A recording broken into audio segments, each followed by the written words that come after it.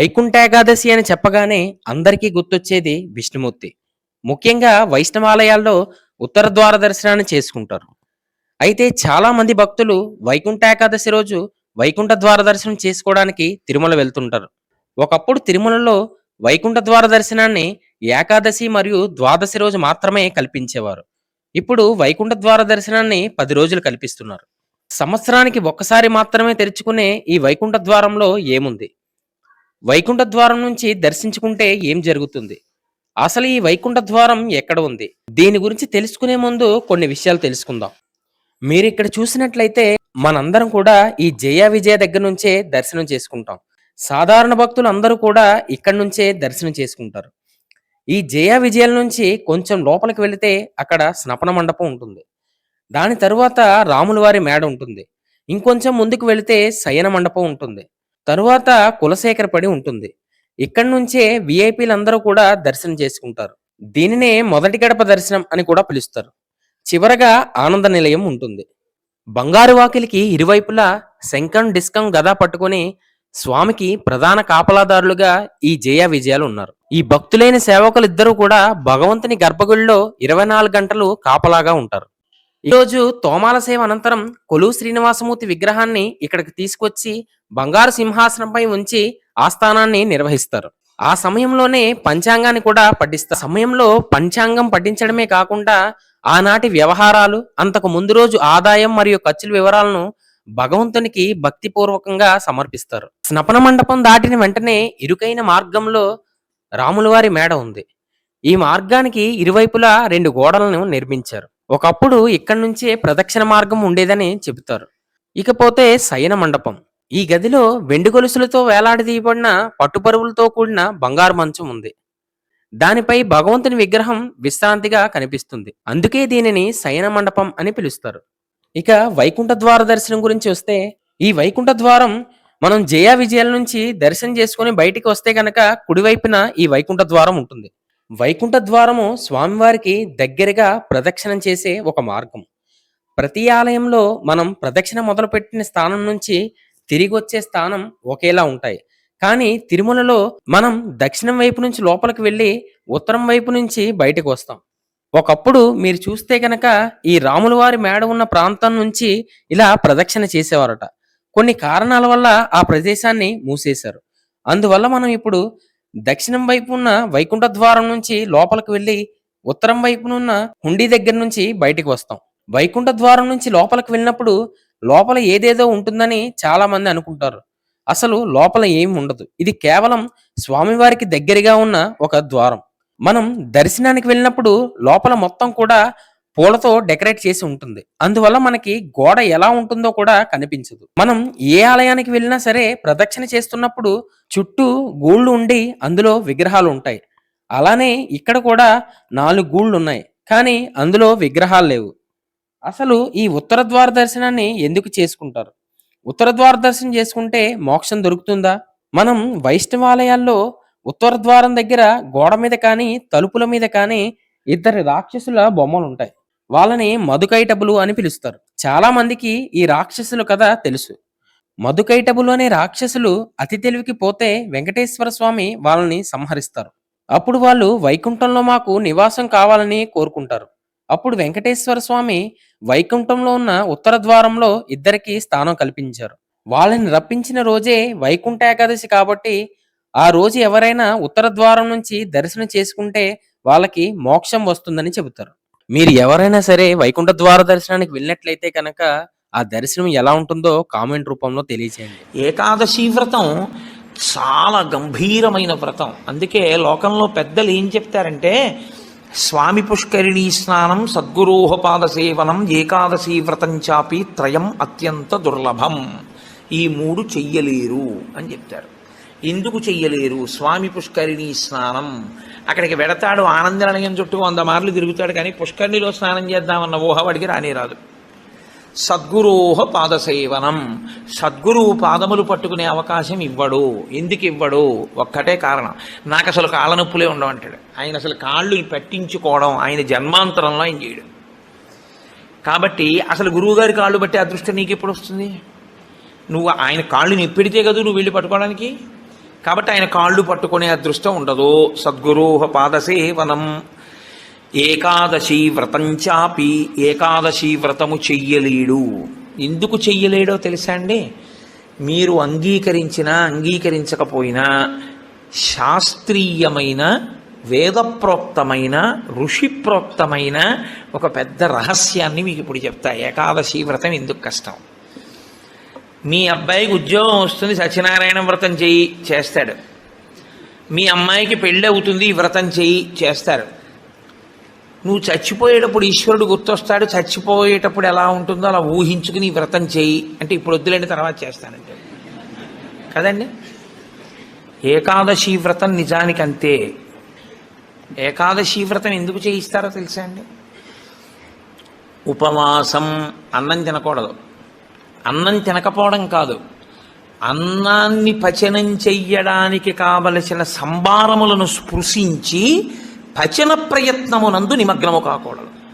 అంటే ఏకాదశి నాడు ఉపవాసం ఉండి ద్వాదశి నాడు కాకరకాయ పులుసు పెట్టి వండుకుందామా, వేపుడు చేసుకుందామా అని ఆలోచించకూడదు. ద్వాదశి పారణ కోసం ఏకాదశి నాడు కాయగూరలు తరుక్కోకూడదు. ద్వాదశి నాటికి పనికొస్తుందని ఇవాళ పప్పు నానపోయకూడదు. అంటే అసలు మీ శరీరమును పోషించుకోవడానికి కావలసిన ఏ పనిని ఏకాదశి నాడు చేయకూడదు. మరి ఇంక ఏకాదశి నాడు ఏం చేయాలి? అసలు చాలా నిష్కర్షగా మాట్లాడితే నిర్జలోపవాసం, ముక్కోటి ఏకాదశి. నీటిని త్రాగకూడదు, ఉమ్ము మింగకూడదు. ఈ నిర్జలోపవాసం ఎందుకు చేయిస్తారో తెలుసా అండి? మనుష్యులలో 199 మంది తెలిసే వెళ్ళిపోతారు. అకస్మాత్తుగా అనాయాసంగా వెళ్ళడం మహాదృష్టవంతులకి తప్ప జరగదు. సాధారణంగా 199 మంది వెళ్ళే మార్గం ఏమిటంటే రెండిటిని ఎండగట్టి పంపుతారు. ఒకటి నీరివ్వరు, 2 అన్నం పెట్టరు. ఎందుకని అంటారేమో, తీసుకెళ్ళి ఎక్కడ పడుకోబెడతారు ఇంటెన్సివ్ కేర్ యూనిట్లో. వాడి కర్మ అంతా ఎక్కడొస్తుందంటే ఇక్కడ గొట్టం పెడతారు, ఇందులోంచి ఏం పోయిరు, ఇందులోంచి ఎక్కిస్తారు. దీంతో ఏం తాకూడదండి అంటారు, దీంతో ఏమీ తినకూడదండి అంటారు. ఇందులోంచి వెళ్ళిందే ఆహారం, ఇందులోంచి వెళ్ళిందే పానీయం. ఫోన్లేండి ఇప్పుడు మాకు వచ్చిన నష్టం ఏమిటి, ఏదో ఒకటి ఎక్కుతోందిగా చచ్చిపోంగా అంటారేమో. ఓ 8 బెడ్స్ వేస్తారు అక్కడ. అకస్మాత్తుగా వీడికి పెటిడ్రిన్ ఇంజెక్షన్ ఇచ్చి వీడు పడుకుని ఉంటే 11ంటికి గొళ్ళుమని ఏడుపు వినపడుతుంది. 3వ బెడ్ మీద వాడిని స్ట్రెచ్చర్ మీద బయటికి తీసుకెళ్ళిపోతూ ఉంటారు. వీడికి గుండెలు గుబక్కుమంటాయి. 11 మంచాలు ఉండేవి, 3వ మంచం వాడు వెళ్ళిపోయాడు. వీడు 8వ మంచం వాడు అయితే పర్వాలేదు, వీడు 1, 2 అయ్యాడు అనుకోండి. వీడి కర్మే. నేను చూశానండి, నేను యథార్థంగా చూశాను ఒక హాస్పిటల్లో. నేను దీన్నేమి హాస్యంగా చెప్తున్నానని మీరు అనుకోకండి. 3 మంచాలలో మధ్య మంచం ఆయన వెళ్ళిపోయాడు. నేను చూస్తున్నా, ఎవరో కాదు మా బంధువే. ఏడుస్తుంటే డాక్టర్లు అన్నారు, అమ్మ ఇక్కడ ఏడవకూడదు, నిశ్శబ్దంగా తీసుకెళ్ళి బయట ఏడవండి అన్నారు. ఎందుకంటే వాళ్ళు వెళ్ళిపోతారు గట్టిగా ఏడిస్తే, ఏడవకూడదన్నారు. నిజమే అది. వాళ్ళు అప్పటికే, నేను వెళ్ళిపోయిన వాడిని చూడటం లేదు, 1, 3 మంచాల వాళ్ళని చూస్తున్నాను. వాళ్ళు వీడు వెళ్ళిన మార్గం మూసుకుపోవుగాక అని వాళ్ళిద్దరు అలా చూస్తున్నారు. వీడు అదే వ్యాధితో జాయిన్ అయిన వాడికి ఎంత భయంగా ఉంటుందండి. గబాలను ఓ గోనుగుడలో బారేసి దగ్గర చేసి పట్టుకెళ్ళిపోతున్నారు బయటికి. పట్టుకెళ్ళిపోతుంటే ఆ బయటికి తీసుకెళ్ళిన తర్వాత ఇలా కిటికీలోంచి చూస్తే ఏం చేస్తున్నారో అన్నీ కనపడుతున్నాయి. కనపడుతుంటే వీడికి ఎలా ఉంటుంది, వీడి పరిస్థితి ఎలా ఉంటుంది? నాన్న రామకృష్ణ అనుకో ఇప్పుడు, అంటే నీ మొహం ఇట్లా ఎక్కడంటానంట. తినలేడు, తాగలేడు, బయటికి వెళ్ళలేడు, తింటే తప్ప తాగితే తప్ప నిద్ర పట్టడం అలవాటుగా చేసుకుని ఉన్నవాడు. కడుపు నిండా తింటే కనుబడిపోతుంది. అందుకని రాత్రి అయ్యేటప్పటికీ బాగా తినేసి పడుకోవడం, నిద్రైపోవడం, మళ్ళీ లేవడం, మళ్ళీ తింటూ ఉండడం, ఇది అలవాటు అయిపోయింది చాలా కాలంగా. ఇప్పుడు కాదు, కోట్ల జన్మలుగా జీవుడు అలవాటు చేసుకున్నాడు దీన్ని. ఇప్పుడు తినకుండా తాగకుండా ఈశ్వరుణ్ణి నామం కూడా చెప్పు, ఇంతకన్నా క్లేశం ఇంకోటి ఏముంటుందండి? తినద్దంటే క్లేశం, తాగద్దంటే క్లేశం. పోనీ తినద్దు తాగండం, తాగద్దు తినండం. తినద్దు తాగద్దని ఊరుకోడు, భగవన్నామని చెప్పమంటాడు. తినద్దనేటప్పటికే ఏమవుతుందంటే ఏకాదశి నాడు ఉపవాసం చేయండి అన్నాను అనుకోండి, ఇంకో దోషి ఇవాళ తినేద్దామంటే రేపంతా ఉపవాసం అంటే. కాబట్టి తినద్దు అంటే భయం, తాగద్దు అంటే భయం. తినద్దు తాగద్దు అని ఊరుకోరు. భగవన్నామం చెప్పేటప్పుడు మనసును అలా ఈశ్వరుని యందు నిలబెట్టు అంటారు. ఇప్పుడు ఈ మూడు సాధించడం మీ పిల్లల కోసం కాదు, మీ భర్త కోసం కాదు, భార్య కోసం కాదు. ఎవరి కోసం? ఎవరికి వారి కోసం. ప్రతి పక్షంలోనూ ఒకసారి ఈ ఎక్సర్సైజ్ చేస్తే, ఈ వ్యాయామం చేస్తే, రిహార్సల్ అని ఒకటి ఉంటుంది. అంటే చూడండి, ఒక నృత్య ప్రదర్శన చేసేవాళ్ళు 10 మాటలు బయట వేసుకుంటారు. ఒకసారి ఇలా వేద్దాం ఇలా వేద్దాం, దాన్ని తీసుకొచ్చి చిట్ట చివర ఒకసారి రంగస్థలం మీద వేసేస్తారు.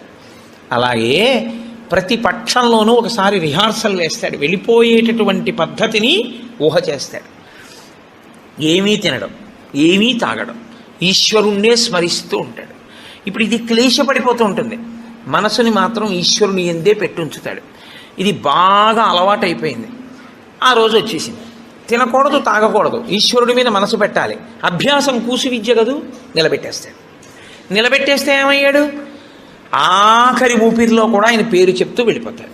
మరి డాక్టర్లు ఉన్నారు కదండి మీరు అనొచ్చు, 1,000,000 మంది వైద్యులు కూడి వచ్చినా కానీ మరణమయ్యేది వ్యాధి మాన్పలేరు. చచ్చిపోయే వాళ్ళందరూ డాక్టర్లు లేక చచ్చిపోయారు అనుకోకండి. ఈశ్వరుడు ఆయుర్దాయం ఇవ్వాలనుకుంటే డాక్టర్ రూపంలో అనుగ్రహించగలడు అంతే. ఈశ్వరుడు ఇచ్చినవాడు. కాబట్టి ఏకాదశి వ్రతానికి ఉన్న ప్రధాన ప్రయోజనమేమి? అది మృత్యువుని వచ్చినప్పుడు ఎలా ఉంటుందో తత్సంబంధమైనటువంటి తర్ఫీదు మనసుకు ఇచ్చుట. అందుకే ఏ వ్రతానికి చెప్పండి ఏకాదశి వ్రతం చాపి త్రయం అత్యంత దుర్లభం అని ఎందుకంటారో తెలుసా అండి? అసలు నువ్వు అలా ఊహ చేస్తూ కూర్చుని సిద్ధంగా ఉండడం 1/2 గంట చెయ్యలేవు. ఓ వారం ఓ పక్షంలో చేసే అయ్యి బాబోయ్ అలా మళ్ళీ ఏకాదశి వచ్చేస్తే మళ్ళీ అలా ఊహిస్తూ అలా ఉండాలంటే భయంగా ఉందండి, ముక్కోటి ఏకాదశి చేసేస్తానండి అంటే. కాబట్టి ఈశ్వరుడు అంటాడు, పోన్లే ఏడాదంతా చేయలేవా, బెంగెట్టుకోకు, ఏడాదంతటికి బదులుగా ముక్కోటి ఏకాదశి చేస్తావా, అప్పుడు నేను ఎన్ని ఫలితాలు ఇవ్వాలి నీకు? 23 ఏకాదశుల ఫలితం ఇవ్వాలి. అథవా ఈ ఏకాదశితో కలిపి 24 ఏకాదశుల ఫలితం ఇవ్వాలి. కానీ నేను ఒకటి ఎక్కువ అడుగుతాను, దానికి తగినంత నీకు ఇస్తాను. నేను అడిగిన ఎక్కువ చెయ్యాలి, నువ్వు అడిగిన దానికన్నా కొన్ని కోటి రెట్లు ఇస్తా. 3 కోట్ల ఏకాదశుల ఫలితం ఇస్తా. కానీ మామూలు ఏకాదశుల కన్నా విరుద్ధంగా నువ్వు దీన్ని చెయ్యి. ఎందువల్ల విరుద్ధంగా చేయవలసి ఉంటుంది ముక్కోటి ఏకాదశి అంటే, మామూలు ఏకాదశి నాడు మీరు ఉపవాసం చేసేటప్పుడు పండు కాని, కాయ కాని, అథవా కాసిన పాలు కాని తాగితే ఉపద్రవం ఏం రాదు, దానికి దోషం పట్టదు శాస్త్రం. ఎందుకంటే శాస్త్రం ఉపవాసం మీద చర్చ చేస్తుంది. ఉపనిషత్తుల్లో ఆ విషయం ఉంది, వేదంలో ఆ విషయం ఉంది. ఎప్పుడెప్పుడు ఉపవాసం ఎలా చెయ్యాలి అన్నది ఉంది. ఆదివారం నాడు కానీ, పౌర్ణమి నాడు కానీ, అమావాస్య నాడు కానీ రాత్రి ఉపవాసం మాత్రమే చెయ్యాలి. పగటిపూట ఉపవాసం చేయకూడదు. ఆదివారం నాడు రాత్రి ఏమీ తినకూడదు. పౌర్ణమి నాడు రాత్రి ఏమీ తినకూడదు. అమావాస్య నాడు రాత్రి ఏమీ తినకూడదు. ఆ ఉపవాస నియమం అక్కడ వరకే. పగటిపూట మీరు భోజనం చేసినా పలహారం చేసినా శాస్త్రం అడ్డురాదు. సాధారణంగా శాస్త్రం ఏం చెప్తుందంటే 2 పర్యాయములు తీసుకోమని చెప్తుంది. 2 పర్యాయములు తీసుకోవచ్చు. కానీ ఇక రాత్రి వేళ తినకూడదు. అష్టమి తిథి, చతుర్దశి తిథి, ఈ 2 తిథుల్లో పగటి వేళ తినకూడదు, రాత్రి వేళ తినాలి. పగటి వేళ ఏమీ తినకుండా ఊరుకుని నక్షత్ర దర్శనం అయిన తర్వాత మాత్రం భోజనం చేయొచ్చు. అది ఒక్క అష్టమి చతుర్దశి తిథులకు. కాబట్టి ఈ తిథులలో ఉపవాసాలకి, వారములలో ఆదివారం ఉపవాసాలకి, ఎందుకంటే వారాలు అన్ని యుగాల్లో లేవు, కలియుగంలోనే వారాలు. మీరు రామాయణాన్ని చూస్తే రామాయణంలో వారాలు ఉండవు. కాబట్టి వార నియమం ఎవరికి వచ్చిందంటే ఒక్క కలియుగంలోనే వచ్చింది. కలియుగంలో ఆదివారమే ఉపవాసం ఎందుకు పెట్టారో తెలుసా అండి? ఆరోగ్యం భాస్కరాది చేత్, ఆరోగ్యము సూర్యభగవానుడి యొక్క అనుగ్రహంతో నిలబడుతుంది. సూర్యభగవానుడు అధిదేవతగా కలిగినటువంటి రోజు, ఆయన యొక్క తేజస్సు ఎక్కువగా పరిపుష్టమయ్యే రోజు భానువారము, ఆదివారం. అటువంటి సూర్యభగవానుని యొక్క అనుగ్రహం కలగాలి అంటే ఆదివారం నాడు ఉపవసించాలి. ఉపవసించుట అన్న మాటని మీరు ఎప్పుడు 2 కోణాల్లో అర్థం చేసుకోవాలి. 2 కోణాల్లో అర్థం చేసుకోవడం అంటే, కడుపు ఖాళీ అయిన తరువాత మళ్ళీ వేయకుండుట. శరీరానికి ఆరోగ్యం ఎప్పుడూ డాక్టర్ దగ్గరికి వెళ్లకుండా ఉండడానికి 3 ఉన్నవాడు వెళ్ళడు అని ఆయుర్వేదం చెప్తుంది. ఎవరు వెళ్ళడు అంటే, కడుపులో వేసిన పదార్థమంతా ఖాళీ అయ్యే వరకు మళ్ళీ వెయ్యనివాడు. కడుపులో పదార్థం వేశారనుకోండి, అది పూర్తిగా పచనం అయిపోయి కడుపు ఖాళీ అయింది, అప్పటి వరకు వేడు మళ్ళీ. అలా వెయ్యని వాడెవడో వాడు వైద్య దర్శనం చెయ్యడు. ఎడం పక్కకి తిరిగి ఎడమ చేతిని తల కింద పెట్టుకుని గుండెలు పరుపుకో బొంతకో తగిలేట్టుగా పడుకున్నవాడు వైద్యుణ్ణి చూడడు. 3, ప్రతిరోజు రాత్రి తాంబూల చర్వణం చేస్తూ కొంచెం సేపు నడిచి పడుకునేవాడు వైద్యుణ్ణి చూడడు. ఈ 3 పూర్ణారోగ్యానికి ఆయుర్వేద శాస్త్రం విధించినటువంటి నియమాలు. అందుకని అలాగే పడుకోవాలి. అందుకే మీరు ఎప్పుడైనా మహాత్ములు పడుకోవడం చూస్తే ఎప్పుడు ఎడం పక్కకే పడుకుంటారు. కారణం ఏంటంటే ఎడం పక్క పడుకోవడం ఆరోగ్యాన్ని ఇచ్చేస్తుంది, వైటల్ ఆర్గాన్స్ అన్నింటినీ సేఫ్ గార్డ్ చేస్తుంది. నేను ఒకసారి డాక్టర్ని అడిగి అది ఏమిటంటే అలా ఉంది ఆయుర్వేదంలోని. నిజమేనండి, అలాగే పడుకోవాలన్నారు. అంతేనండి, మేమైనా అలాగే చెప్తాం, ఎడం పక్కకి తిరిగి పడుకుంటే చాలా మంచిది కోటేశ్వరరావు అన్నాడు. కాబట్టి నేను పురాణాల్లో ఉన్న ఎన్నో విషయాలు డాక్టర్ గారిని అడుగుతుంటే వాళ్ళు నిజమేనండి ఇవన్నీ అంటుంటారు. నేను శరత్కాలంలో అమ్మవారి పూజ ఎందుకు చేస్తారు అన్నదాని గురించి దేవీ భాగవతంలో ఉన్న విషయాల్ని కొన్నింటిని ఒకసారి ఒక డాక్టర్ గారిని అడిగితే ఆయన నాకు తెల్లబోయే రహస్యాలు చెప్పాడు. మీరు చెప్పినవే హ్యూమన్ ఎనాటమీలోకి మార్చి చెప్తే మాకేం చెప్తారంటే, చలికాలంలో తమంత తాముగా నాడులన్నీ కూడా సన్నబడిపోతాయి చలిగాలికి. కొవ్వు చిన్న చిన్న చిన్న చిన్న చిన్న చిన్న గింజల్లా ఉండి పరిగెడుతుంటుంది రక్తంలో.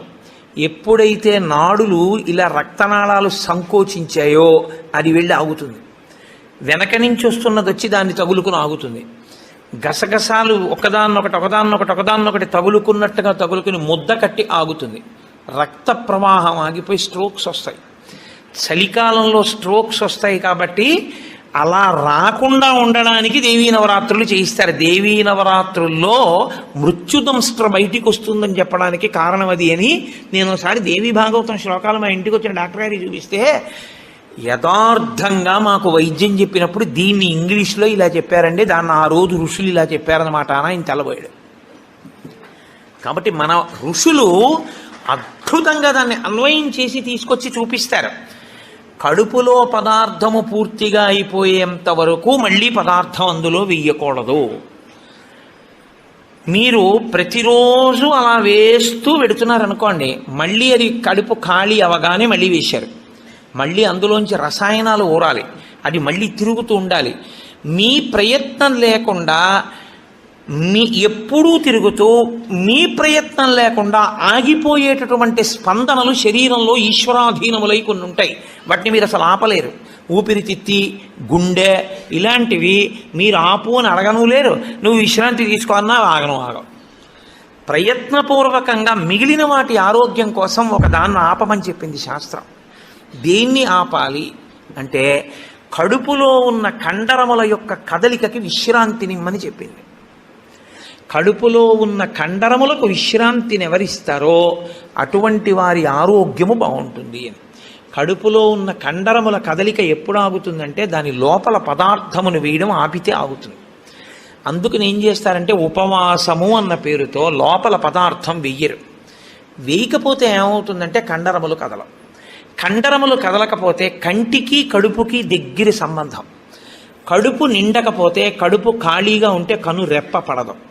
కనురెప్ప పడకపోతే మీరు ఈశ్వరుడి యందు దృష్టి నిలబెట్టి ఈశ్వరుడి యొక్క ఆరాధన చెయ్యగలరు. కాబట్టి ఉపవాసం అన్న దాంట్లో అన్నం తినకుండా ఉండడం అనేటటువంటిది ప్రధానమైన నియమము. దీనికి మినహాయింపిచ్చి ఎట్టి పరిస్థితుల్లో చెయ్యకూడని వాళ్ళని ఇద్దరిని చెప్పింది శాస్త్రం. 8 ఏళ్లకు ముందున్నవాడు 80 ఏళ్ళు దాటినవాడు ఉపవాసం చేయరాదు జీవితంలో. ఈ ఇద్దరికీ నిషేధం. 8 ఏళ్ళు కింద ఉన్న వయస్సు, 80 ఏళ్ళు పూర్తయిన వాళ్ళు ఉపవాసం చేస్తే పాపం, వాళ్ళు చేయకూడదు. ఎందుకని అంటే వాళ్ళ శరీరం అంగీకరించింది, అందులోకి పదార్థాన్ని వేయకపోతే ఒప్పుకోదు. 3వ మినహాయింపు ఒకరికి ఇచ్చింది.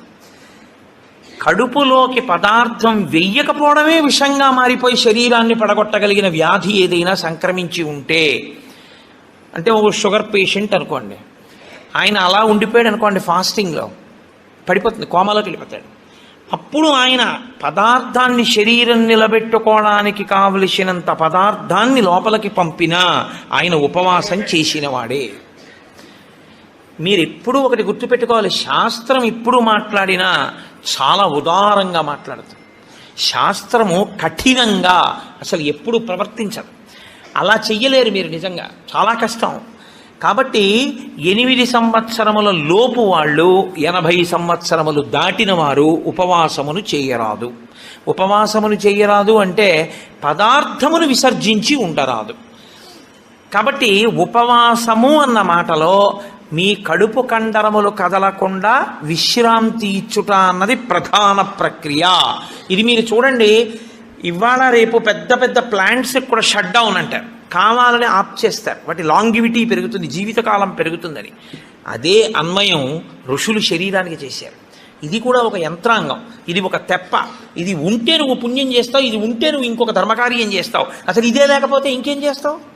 ఇక జీవుడు చేసుకోవడానికి ఏం లేదు, ఇది ఉపకరణం. కాబట్టి దీన్ని చాలా జాగ్రత్తగా నిలబెట్టుకోవాలి. నిలబెట్టుకోవాలంటే దీని ఆయుర్దాయం పెంచాలంటే 2 రకాలుగానే పెంచాలి. ఒకటి, ఆవేశపడి ఊపిరి తీయకుండా ఉండాలి, ఎందుకంటే ఊపిరిలలో ఆయుర్దాయం ఉంటుంది కాబట్టి. 2, అదే పనిగా దొరికింది కదా అని తింటూ ఉండకూడదు, కాబట్టి ఉపవాసం చేయాలి. ఈ 2 ఎవడు చేస్తాడో వాడు దీర్ఘాయుష్మంతుడు అవుతాడు. ఎవడు దీర్ఘాయుష్మంతుడు అవుతాడో వాడు పాపం చేయడానికి దీర్ఘాయుష్మంతుడు కాకూడదు. దేనికి దీర్ఘాయుష్మంతుడు కావాలి అంటే తన జీవుణ్ణి చక్కబెట్టుకోవడానికి దీర్ఘాయుష్మంతుడు కావాలి. అలా చేసేటటువంటి ప్రక్రియలో వచ్చిన అద్భుతమైనటువంటి తిథి ముక్కోటి ఏకాదశి. ఈ ముక్కోటి ఏకాదశి నాడు సర్వేషాం భోజనద్వయం అన్నారు. అది చాలా విచిత్రమైనటువంటి మాట. అసలు ముక్కోటి ఏకాదశి నాడు నువ్వు చెయ్యవలసినది ఏదో తెలుసా? సర్వేషాం భోజనద్వయం. ఈ శ్లోకం చాలా చమత్కారమైనటువంటి శ్లోకము. అందరూ కూడా భోజనద్వయం, 2 మాటలు భోజనం చేయండి. అదేమిటండి, సర్వేషాం భోజనద్వయం అయితే ఉపవాసం ఎక్కడుంది అందులో? మరి ఇప్పటిదాకా మమ్మల్ని పట్టుకు పీకు తినేశావు, శరీరం చెరుక్కర్రన్నావు, దీన్ని నలిపేయాలన్నావు, దీన్ని క్లేశ పెట్టాలన్నావు, ఏకాదశి నాడు పెట్టకండి అన్నావు, ఉపవాసం చెయ్యండి అన్నావు, అలా 24 ఏకాదశి 23 చేయకపోతే ముక్కోటి ఏకాదశి అయినా చెయ్యన్నావు. ఇన్ని చెప్పిన వాడివి మళ్ళీ ఇప్పుడేమంటున్నావు? ఏకాదశ్యాంతు కర్తవ్యం సర్వేషాం భోజనద్వయం. కర్తవ్యం, తప్పకుండా చెయ్యవలసిన పని. ఏకాదశ్యాంతో, ఏకాదశి నాడు ఏమి? సర్వేషాం, అందరికీ. భోజనద్వయం, 2 మాటలు భోజనం చేయండి. మరి అదేమిటి ఇప్పటిదాకా నేను చెప్పిన ఉపన్యాసం అంతా పోలా ఈ శ్లోకంలో? అది ఎందుకు శ్లోకాన్ని అలా చేస్తారో తెలుసా అండి? పెద్దలు, ఋషులు, మహాత్ములు చాలా అద్భుతమైన ప్రక్రియ చూపిస్తారు. నీకు ఆ అనుమానం బాగా రావాలనే శ్లోకాలు అలా రచన చేస్తారు. అప్పుడు నువ్వు సంతోషం ఏంటంటే నీకు కష్టపడకుండా నీకు కన్సెషన్ ఇచ్చేసినట్లు కనపడితే దాన్ని కన్ఫర్మ్ చేసేసుకోవడానికి తాపత్రయపడిపోతుంది. సుఖపెట్టడానికి ఏదైనా ఛాన్స్ ఇచ్చామనుకోండి, అబ్బా ప్రతి ఏకాదశికి నేను 8 ఏళ్లలోపు 80 ఏళ్ళు పైకి ప్రతి ఏకాదశి నాడు నువ్వు షుగర్ వ్యాధిగ్రస్తుడిని అయితే ఎంత బాగుండో అనిపిస్తుంది. ఎందుకంటే ఉపవాసం అక్కర్లేదు, ఏదో ఒకటి పడేయచ్చు లోపల. కానీ ఆ శ్లోకానికి అర్థం ఏంటంటే భోజన అంటే ఓ జనులారా, మీ అందరికీ కూడా భోజనద్వయం అంటే భోజనం 2 మాటలు చేయండి అని కాదు. భో అంటే ఓ జనులారా, ద్వయం 2, ఏకాదశ్యాంతు కర్తవ్యం సర్వేషాం.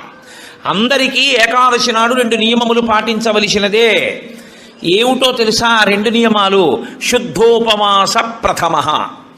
శుద్ధోపవాసం, ముక్కోటి ఏకాదశి నాడు ప్రత్యేకించి శుద్ధోపవాసం. ద్వైతులు నిర్జలోపవాసం చేస్తారు. అసలు వాళ్ళు ఏకాదశి నాడు ద్వైత సంప్రదాయంలో ఉన్న వాళ్ళు, వాళ్ళ ఇంటికి మీరు వెళ్ళినా నీళ్ళు ఇవ్వరు. వాళ్ళు ఏకాదశి నాడు సత్యనారాయణ వ్రతం చేసుకోండి అంటే వాడు చేయరు. ఎందుకో తెలుసా అండి? ఈశ్వరుడికి నైవేద్యం పెట్టవలసి వస్తుంది. ఈశ్వరుడికి నైవేద్యం పెట్టద్దు వ్రతం చేస్తే, ఆయనకు కూడా పెట్టరు వాళ్ళు. ఆయనకి పెట్టడం కాదు, మీరు వాళ్ళ ఇంటికి వెడితే మీకు పండోకాయ కూడా చేతిలో పెట్టరు. ఏమనుకోకండి, మీరు ఏకాదశి నాడు వచ్చారు మేము ఇవ్వలేమంటారు. వాళ్ళు ఉమ్ము కూడా గుటక వెయ్యరు, మంచినీళ్ళు కూడా తాగరు. మరి అలా రోహిణీ కార్తెలోనూ అప్పుడు ఎలా ఉంటారండి అని మనకు అనుమానం వస్తుంది. అలాగే ఉంటారు. ఇక్కడ కాదు, రాజస్థాన్ ఎడారిలో ఉంటారు. తెలుసా అండి? వాళ్ళకి ఈశ్వరుడి మీద ఉన్న నమ్మకం అటువంటిది. ఏకాదశి వ్రతం వాళ్ళకంత గట్టిది. ఒకసారి ద్వైత సంప్రదాయంలో చాలా సమున్నతమైన స్థితిని పొందినటువంటి వారు, చాలా లబ్ధ ప్రతిష్ఠులు, నేను పేరు ఎందుకు వాడాలి బాగుండదు, వారి ఇంటికి వెళ్ళాను నేను, మా గోపాలకృష్ణ గారు, మేము. వెడితే ఆయన ఏకాదశి నాడు మేము వెళ్ళాం. వెడితే ఆయన అన్నారు, మీరు ఏమనుకోకండి, నేను మంచినీళ్ళు కూడా ఇవ్వను, ఎదురుగుండా మామిడి చెట్ల కాయలు ఉన్నాయి కానీ నేను ఇవ్వనని ఆ ఇంట్లో ఉన్న నౌకర్ని పిలిచి, నేను చూడకుండా 4 కాయలు కోసి వాళ్ళకి ఇయ్యన్నారు తప్ప ఆయన కోసి ఆయన చేతితో ఇవ్వాల. ఆయన పెట్టలేనివాడు కాడు, పెట్టుకోనివాడు కాడు, మహాత్ముడు, చాలా గొప్పవాడు, చాలా పెద్ద పదవి చేశాడు ఆయన. ఇప్పటికీ ఆంధ్రదేశంలో స్మరింపబడుతుంటాడు. ఎందుకో తెలుసా అండి, ఆ సంప్రదాయం అటువంటిది. వాళ్ళు ఏకాదశి నాడు శుద్ధోపవాసం, వాళ్ళు నిత్యలోపవాసం, నీటి గుటక కూడా వాళ్ళు వేయరు. కాబట్టి ముక్కోటి ఏకాదశి నాడు నువ్వు అలా చేస్తావా? 23 ఏకాదశులు మినహాయింపిస్తాను. శుద్ధోపవాస ప్రథమ అది చేసేస్తే అయితే ఏదో అలా మొత్తానికి నేను నానా కష్టాలు పడి ఏదో అశుద్ధోపవాసం చేసేస్తానండి, 3 కోట్ల ఏకాదశుల ఫలితం వచ్చేస్తుంది కదా అంటారేమో. సత్కథా శ్రవణం తథాహ, కేవలం తినకుండా కూర్చుంటే ఫలితం ఇవ్వరు. సత్కథా శ్రవణం, మీరు ఏదో భగవత్ సంబంధమైన విషయాన్ని వింటూ ఉండాలి 12 ఘడియలు వచ్చేవారు. ఏకాదశి తిథి పరివ్యాప్తమై ఉన్నంతసేపు తినకుండా ఉండడం ఎంత ప్రధానమో 12 ఘడియలు రాగానే తినేయడం అంత ప్రధానం. ధర్మం మారిపోతుంది అంతే. అందుకే